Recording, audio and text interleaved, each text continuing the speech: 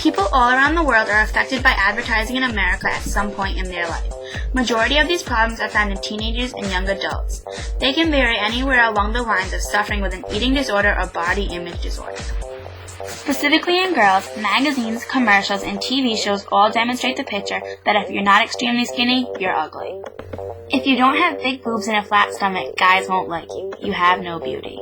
This is called false advertising because they make girls believe it's true, but in reality, no one is perfect and everyone is beautiful in their own way.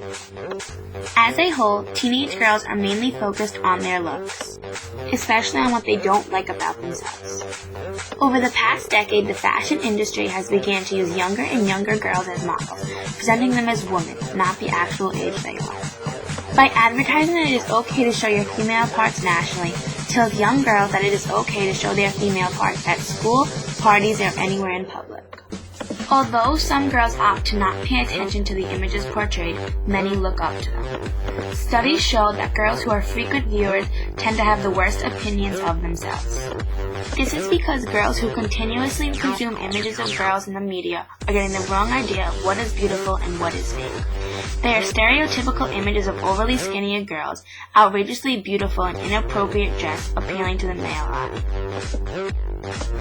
The message of girl power is very strong in today's society, but so is the message of thin and sexy. Girls are more concerned with what they look like than their personality or their education. Teenagers focus on one thing, looking hot for the guys. If you pick up a magazine today, 98% of the models in them are skinnier than the actual girls in America.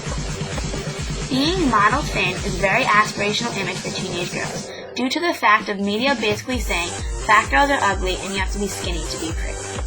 In an attempt to get the perfect body, girls will take drastic measures leading to extreme eating disorders and sometimes death. The process is just this. First, they start extreme dieting, maybe eating only 1 or 2 things a day and excessively working out.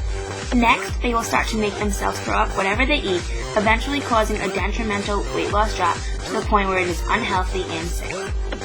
Treatment is needed for this, and without receiving the proper needs to get better, it is most likely everything in your body will shut down. Give it time and you will die.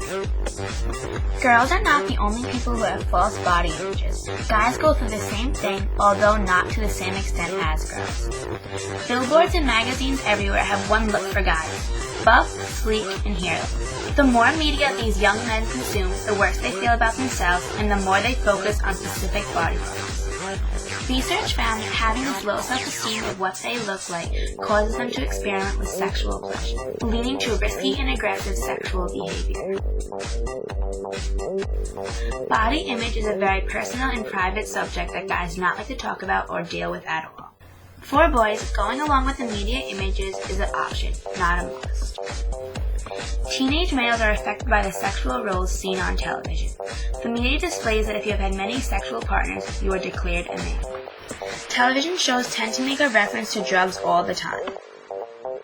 It's drinking alcohol at a party, smoking a blunt with a group of friends, or throwing a few beers back on your own. It makes boys seem like more of a male. They can throw back a beer, smoke a joint, or do any drug to boost the male ego, and makes them seem more like a cool kid. Starting at a young age, more males than females are peer pressured into getting drunk or high with their friends. They see high school guys doing it on television, having a great time, so why can't they do it?